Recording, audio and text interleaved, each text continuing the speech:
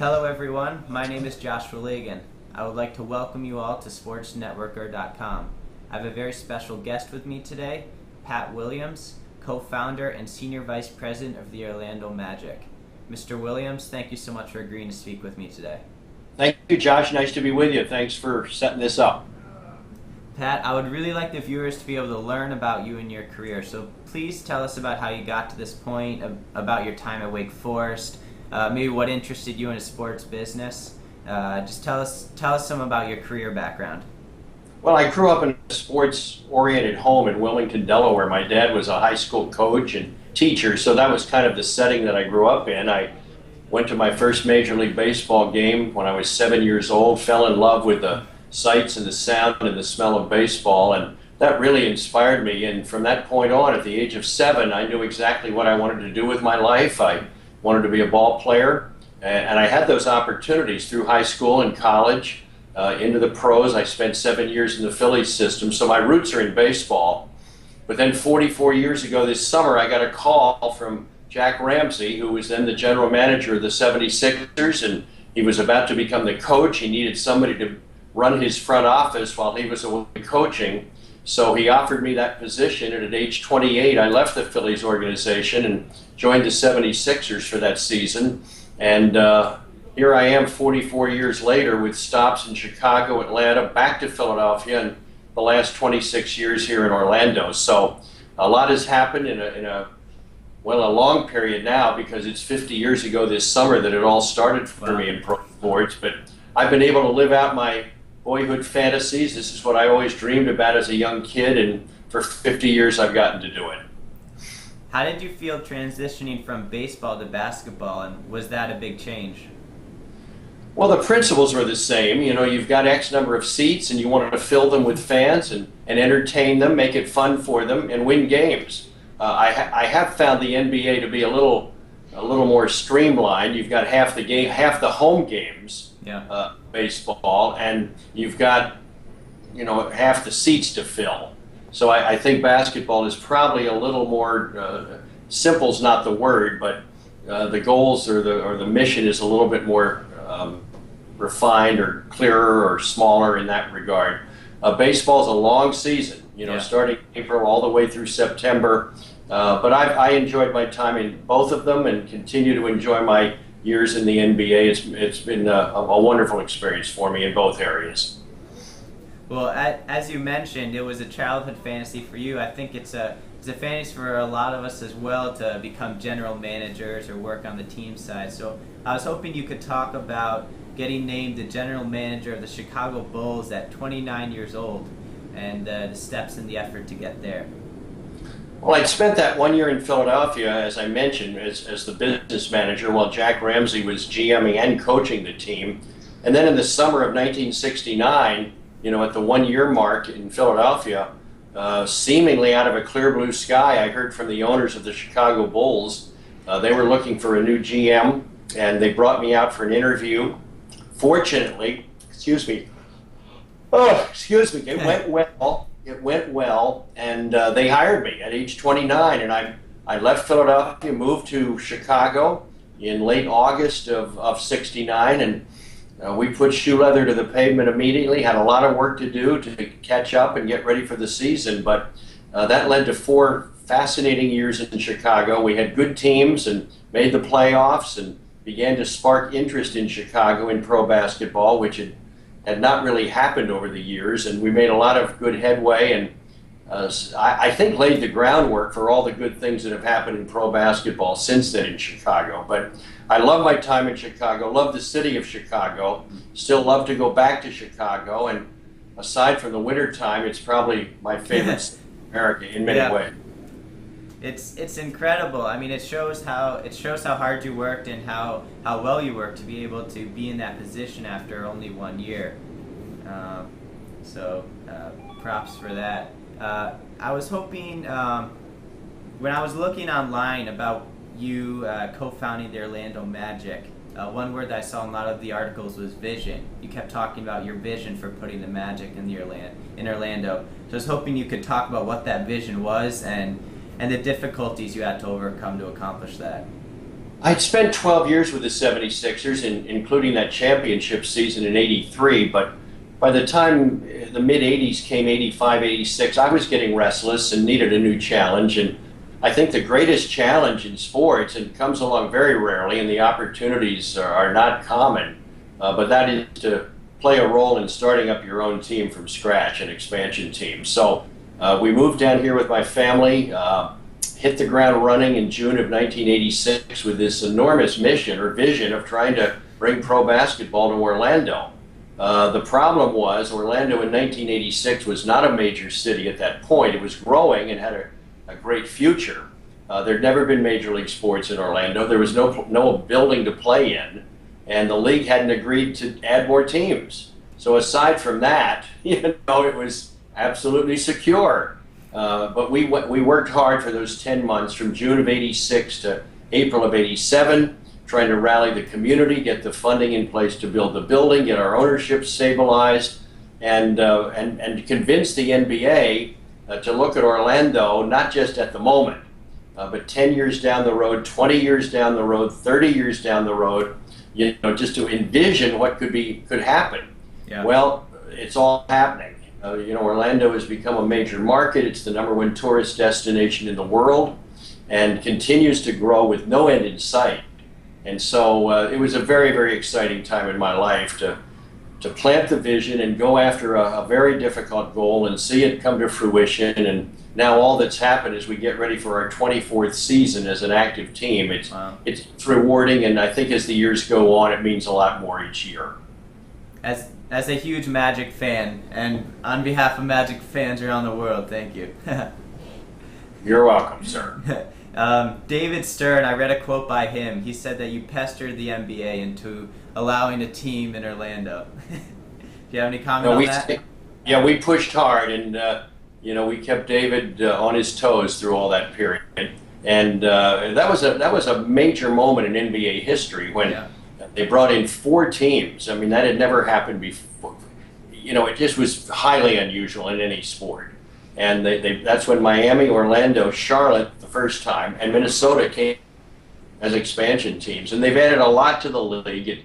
It was a good decision by the owners at that time, and I think that gave the league a lot of life and a lot of confidence that they had a good product with that many cities trying to get in. So, we badgered everybody hard and tried to keep Orlando in front of them that this was the spot, and this is the future of Florida. This is going to be the crossroads of the world in many ways, and we kept selling the future to a large degree. Look at us now, yes, but more importantly, what we're going to become down the road, and all of that has happened as Orlando continues to grow like crazy.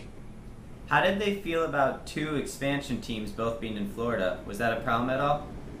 I think at the end of the day, they liked that. They knew that it would create a rivalry, with South Florida and Central Florida. Yeah. And it would open up this big state. There are 13 million people who live in Florida.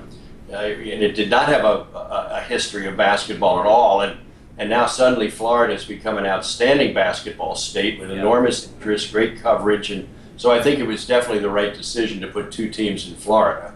I think, suddenly our state is a red-hot basketball state now. Yeah, well, arguably two of the best centers of all time have been on your team, so that helps create an impact. Well, there's no question. We had good fortune with those ping pong balls in the lottery, and '92 Shaq came along, and then the next year we ended up with Penny Hardaway through the lottery. And then in 2004, when we were in desperate need of a big man, young Dwight Howard was there coming out of high school in Atlanta. And we've had a great run with him. I found a photo online. It shows you and your excitement immediately after winning the draft lottery, and you're like, it's a freeze frame. I'll have to send it to you after it's over. It's a pretty good photo. You can frame it. Well, there's nothing quite like that excitement of winning a lottery, and I've been there for 4 wins. One in Philadelphia in '86, and then the 3 here in Orlando, and it is a great moment. There's such hope and such a sense that, we're on our way now. It certainly helps if there's a great player in the draft that year. Yeah. And we've been very fortunate in that regard, able to get Shaq, Hardaway, and Dwight Howard. Not every year is like that.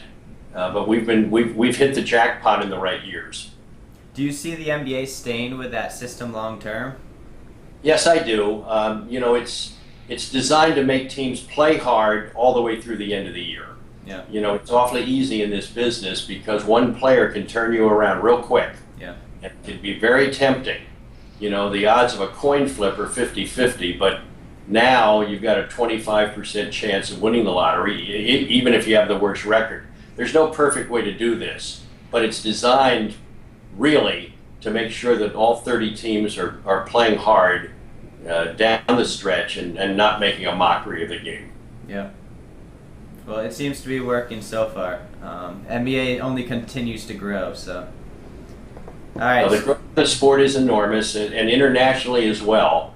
It's become a worldwide sport. Yeah. We're getting players from almost every country in the world to some degree. It's fascinating to see how all this is happening, and there's no end in sight. I think it's going to do nothing but increase in interest around the world. The talent keeps getting better all the time, and it's fascinating to keep an eye on all this. I think that's one of the things that separates the NBA from other professional leagues like the NFL or the NHL. That international push really separates it, and we can see that now with the Olympics. How competitive it is. It used to be just kind of the U.S. dominated everyone, but it's not really the case anymore. These other countries have good teams, and they're putting them out there, and that's going to continue now. We're going to have to send our best players every 4 years, in my opinion. I don't think you can send college players. You've got to send your best pros. There's a high expectation every 4 years from the Olympic basketball team, and we've got to go with our best. And so I hope that continues. Jerry Colangelo and Mike Krzyzewski have done a marvelous job and have gotten us back on the map where we belong as a basketball country. Yeah. Well, I'm excited to root for Team USA for the rest of this Olympics, and hopefully we come home with another championship. Well, I do too, and here in Orlando, it's mixed emotions, but we'll be rooting very hard for LeBron James. Yeah. It doesn't happen at any other time, but during the Olympics, we're rooting for LeBron and all of these guys who are our bitter competitors during the season, but for this period, they're the players that we're really rooting hard for to play well and have a great run. We'll have to send him a letter telling him to enjoy it while he can. There you go. Pat, you've done hundreds of speeches in your life. I read online that you did 10 speeches a month for a while. You've had an incredibly successful career and a permanent impact on the industry. Why is it so important for you to continue to take speaking engagements? Well, I think I'm just coming into my own. I've been doing this for many, many years, but I think now I'm just beginning to find myself as a speaker, and I think I've got more to say now than certainly I did 10 or 20 years ago. So I'm not letting up in that regard at all, and I still get a great joy from it to walk into an audience. In many cases, or most cases, they're strangers, and try and win them over. It's almost like competition in sports. To get their attention early in the first opening seconds, which you have to do, and then keep them locked in for an hour. That's an enormous challenge every time you do it, but I like that challenge, and I think I'm finally finding my stride and have figured out how to do all this. And over the next decade or so, I hope I can continue to improve and, become even a better speaker. So I'm still enjoying it, still challenged by it, and like to meet people, like to be out, in the middle of all this. So I'm not letting up in that regard. Yeah. Well, I know another thing that you've been very successful at is book writing. You've written an enormous amount of books. I was looking at the number. I think it was like 50 to 60, something like that. And I was Your what? My 75th book came out this spring, Josh. So I'm still writing. Number 75 came out this spring. It's called Leadership Excellence, and I write about the 7 leadership for the 21st century.